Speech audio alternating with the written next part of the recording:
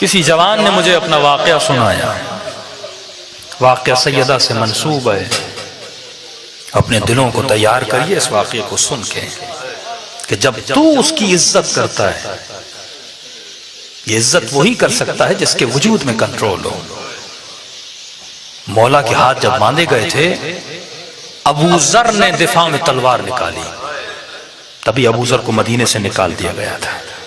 जुबैर जो जंगे जमल में मुकाबले अली में था, लेकिन दिफा अली में जुबैर ने तलवार उठाई। जुबैर कई दिन जिंदा में रहा था।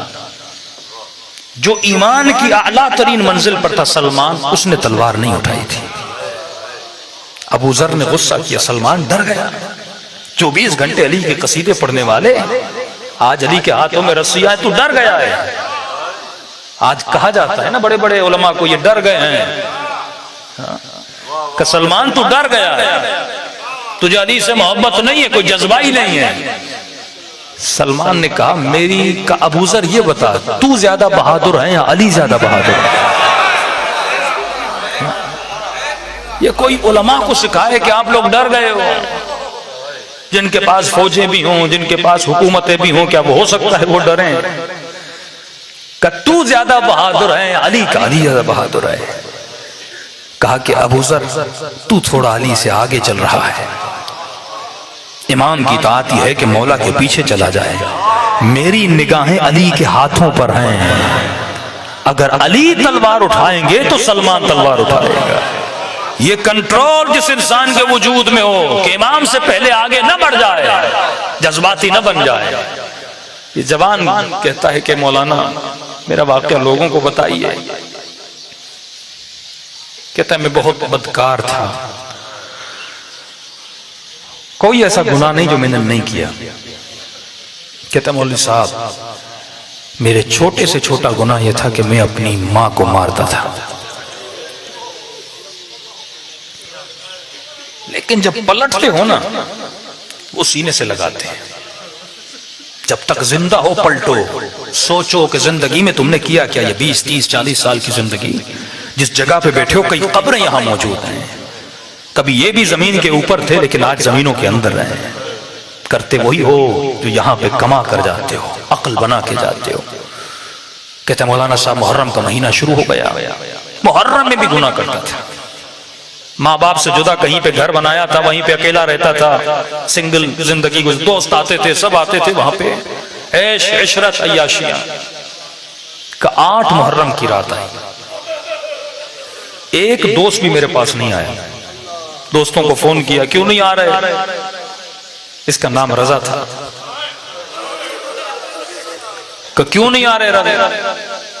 तो कहा कि रजा मुहर्रम के दिन आ गए, गुनहगार हम भी हैं, लेकिन शर्म आती है, इन दिनों में हम नहीं आ सकते। कहता मैं बेदीन था। मैंने कहा कौन हुसैन, कौन सा मुहर्रम? नहीं आते तो ना आओ। मैंने गाड़ी निकाली, शहर में निकल पड़ा। जिस गली में जा रहा हूं जुलूस, जहां जा रहा हूं हुसैन हुसैन की सदाएं आ रही हैं। इतने में जो लोग रोड पे खड़े थे, कोई कहता था मुझे आगे उतारो, लोगों को उठ बिठाता था, ऐसे ही फ्री में आगे लेकर जाता था। थोड़ा और आगे बढ़ा, एक जवान लड़की रोड पे खड़ी थी। इसे मैंने गाड़ी पे सवार किया। कहां जाना है? कहा मुझे आगे उतार दो। कज्जे से गाड़ी में ले गया, शैतान सवार हुआ, नीयत खराब हुई। मैंने गाड़ी को पलटा अपने घर की तरफ। फौरन इस खातून ने कहा कि कहां जा रहे हो? मुझे तो यहां जाना है। कहा आपको अपने घर ले जा रहा हूं। वो समझ गई, का उसका वजूद कांपने लगा, रोने लगी, कहने लगी तुझे शर्म नहीं आती? मुहर्रम का महीना है, मुझसे शर्म नहीं करते, हुसैन से शर्म करो। का उसने कहा लेकिन मेरे ऊपर कोई फर्क नहीं पड़ा। मैंने कहा मेरा क्या जाए? का उसने देखा मैं बिल्कुल बाज आने वाला नहीं हूं, पूरा वजूद उसका कांप रहा था। उसने कहा चलो हुसैन से शर्म नहीं करते, सैयदा फातिमा से शर्म कर लो।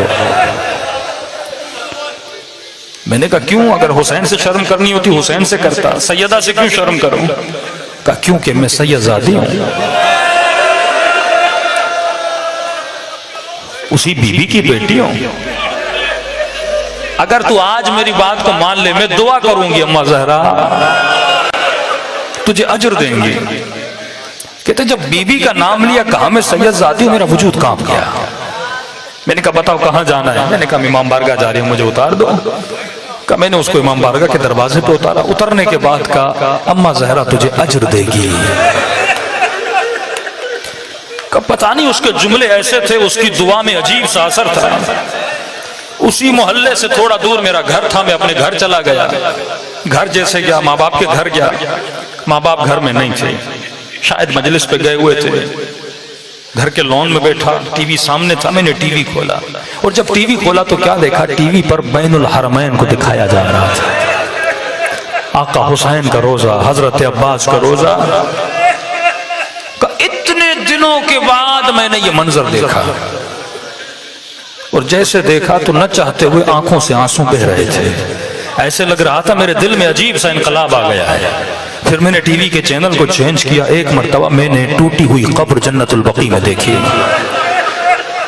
और उसके ऊपर कोई जाकिर मसाए पढ़ रहा था और बता रहा था कि मुसलमानों ने नबी की बेटियों की पसलियां तोड़ दी।